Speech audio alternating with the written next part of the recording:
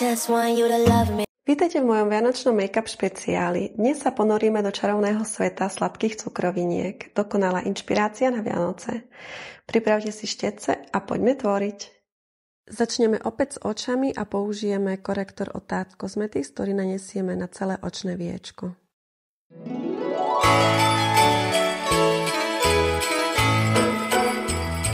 Ďalej nanesiem bázu na oči od NARS. Dnes si ukážeme, ako vytvoriť výrazné očné linky pomocou kozmetickej pásky od Catrice. Sama ju používam zriedka, pretože preferujem voľnú ruku, no pre začiatočníkov je skvelou pomôckou.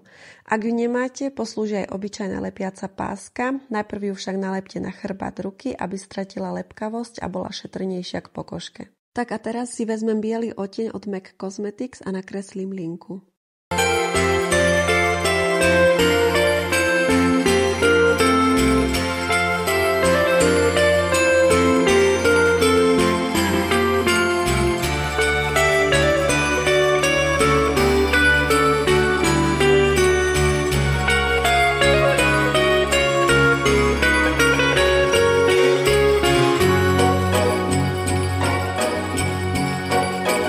Potom si vezmem červenú očnú linku od MAC Cosmetics a s najtenčím štecom namaľujem červené pásiky na bielu očnú linku.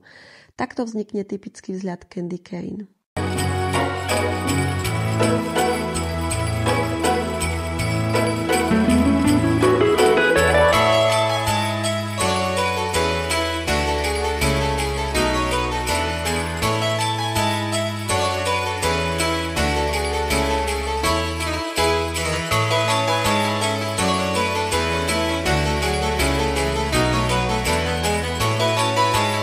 Kým ťahám pásiky, napínam očné viečko palcom smerom nahor, aby bola očná linka rovnomerne nanesená.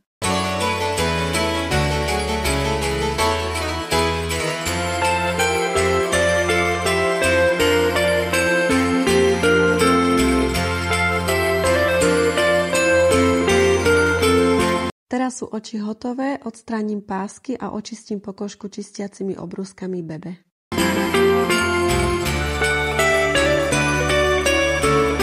Použijem Laneige masku na pery pre moju modelku vo videu. Táto maska je perfektná pre suché pery.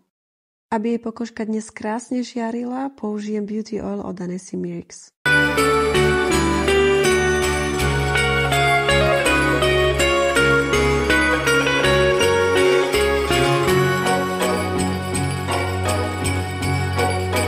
Podkot použijem ako vždy od Charlotte Tilbury a rozotriem ho pomocou Beauty Blenderu.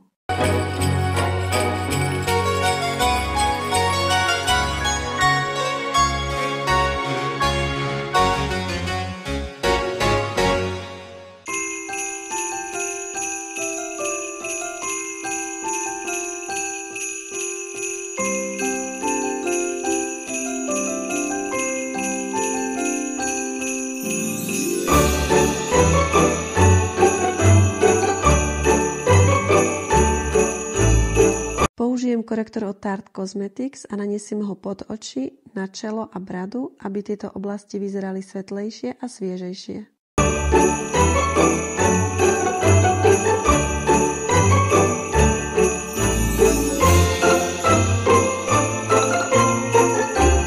Na konturovanie použijem ako vždy môj obľúbený produkt od NARS Laguna 01.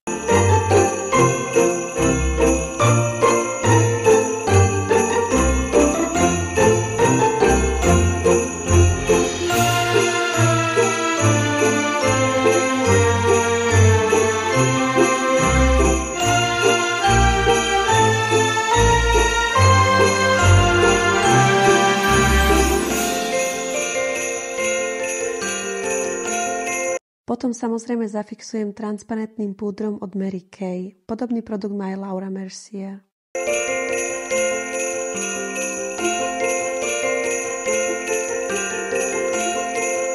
V krémových produktoch teraz nanesieme už len púdrové. Na konturovanie si vezmem púder od NARS a nanesiem ho všade tam, kde chcem, aby to vyzeralo užšie.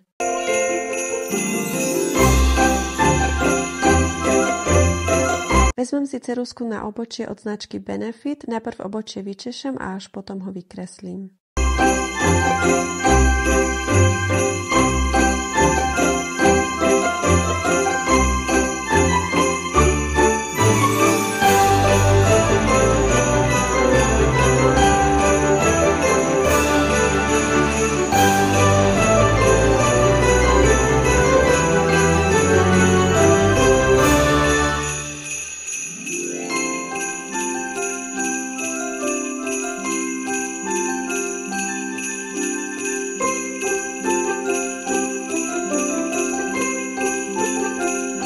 Teraz prejdeme na lícenku. Ak nemáte lícenku, môžete použiť aj rúž na pery alebo očné tiene.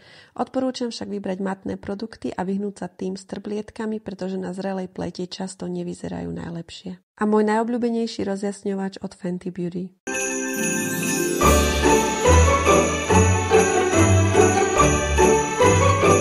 A na konci nesmie chýbať to najlepšie, pery. Keďže Vianoce sú plné trblietok a červených odtieňov, ktoré milujem, dnes na pery nanesiem trblietky. Rúž si samozrejme vyberiem od MAC Cosmetics v odtieni Fashion Legacy. Najprv pery vytvarujem konturovaciou ceruzkou a potom ich vyplním rúžom.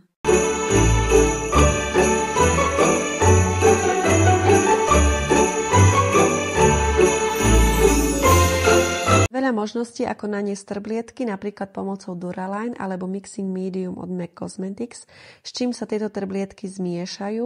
Táto metóda sa mi však veľmi nepáči, pretože konečný efekt nie je tak intenzívny, ako môžete vidieť v tomto videu.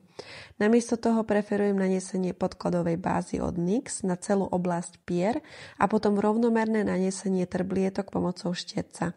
Takto dosiahnem oveľa intenzívnejší a krajší výsledok.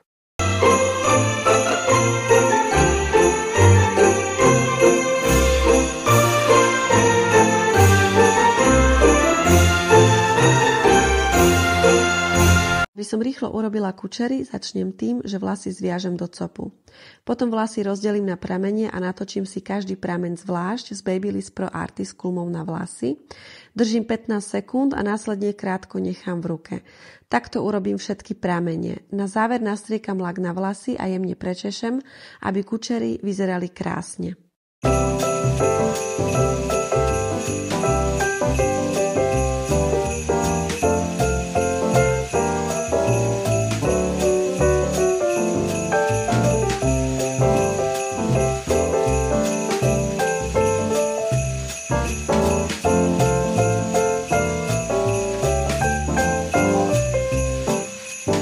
Na záver sa zameriam na dekolt, použijem olej od Annecy Mirix, pre intenzívnejší lesk pridám highlighter od Fenty Beauty, aby bol vzhľad ešte prepracovanejší, zaviažem červenú stuhu okolo krku a pridám nejaké cukríky. A hotovo!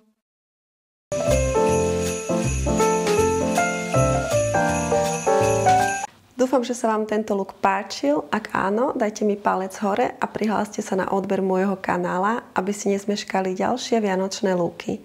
Napíšte mi do komentárov, ktorý look vás na sviatky inšpiroval a uvidíme sa na budúce. I just want you to love me.